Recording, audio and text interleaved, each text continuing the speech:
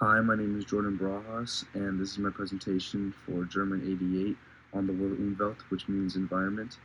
Today we're going to be focusing on the Earl King poem and its author, J.W. Van Gothi, and the various movements that he was involved with and that are associated with the word Umwelt. And I apologize in advance for botching any pronunciations of German names. The Earl King was written in 1782 by Goethe. And as you see here, there's an illustration done by Moritz von Schwind, which depicts the father carrying his son on horseback and the Earl King behind trying to snatch his son away from him. As you can see, the horse is mid-stride as the father can sense the anguish from his son and is trying very, very hard to get away as quickly as possible. A little bit about the author. J.W. Van Gothi, full name is Johann Wolfgang van Gothi. He was born in Frankfurt under the Holy Roman Empire in 1749 and died in Weimar in 1832 at the age of 82. He ended up writing a lot of literature over the latter part of his career after going to law school and being a lawyer for a little bit. He became a very dominant literary figure, and most of his work is still viewed today and very much appreciated.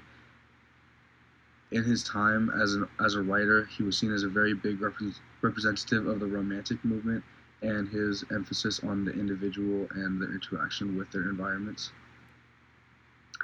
I put the full text of the Earl King poem here in my slides, so feel free to pause at any point to read the entire text. I realized that reading the entire text word for word would be really time consuming and would take away from the rest of this presentation. So like I said, feel free to pause at any time and I will quickly summarize what happens in the poem. To summarize the poem, there is a father carrying his son home very late into the night in nasty weather, and as he rides back to an unspecified location, the son begins to hear the whispers of the Earl King. The boy starts to become frightened and tells his dad, who obviously cannot hear the Earl King, that he's trying to tell him that someone is trying to take him away. The father desperately urges his horse to go faster and trying to get away as quick as possible, and meanwhile reassures his son that everything is going to be okay. As he rides faster and faster back to his house, he looks down at his son and realizes that he is dead. There's a lot of commentary in this poem. As you could probably tell, the Earl King symbolizes death, and also through his targeting of young children, he symbolizes a society that aims to destroy the innocence that children are actually inherently born with.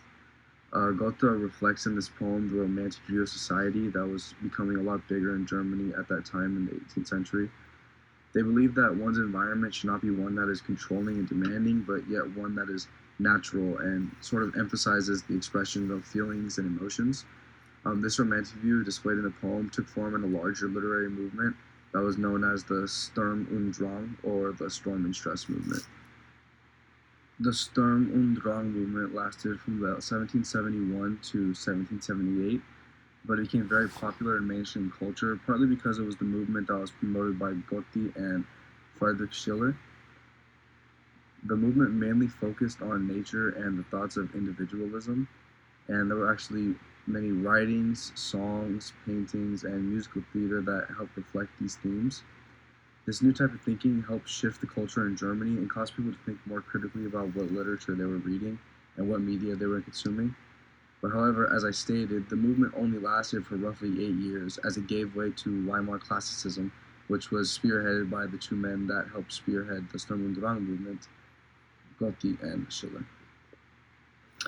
Weimar classicism was a new literary movement that combined ideas from Romanticism, Classicism, and the Age of Enlightenment. The movement focused on three main things, which were Gehalt, expressing the individual within the work, Gestalt, expressing the work in an aesthetically unique way, and Stoff, which is not adding extra so that the rest of your environment knows what is being expressed and how. The movement also encouraged engaging with one's environment and seeking new ways to be able to bridge the body with the mind. This movement was known for being very inclusive and was notable for including multiple women writers. It also helped lead to an expansion of the German language across the globe and a general spread of European culture. Over time, the movement eventually died off, but the ideas it raised were forever placed into German culture. And today in Germany and German-speaking countries, writings by Goethe and Schiller are even seen as classical because of how dominant they were in literature in the 18th century. Thank you for listening to my presentation, and I hope that you learned something new or discovered something that you thought was unique or interesting. And if you're at Stanford or coming to Stanford, I strongly recommend taking this class or just hearing one of Professor Daub's lectures. He's an amazing lecturer and is very passionate about what he teaches, and it's definitely worth your time. Thanks, and have a great rest of your day.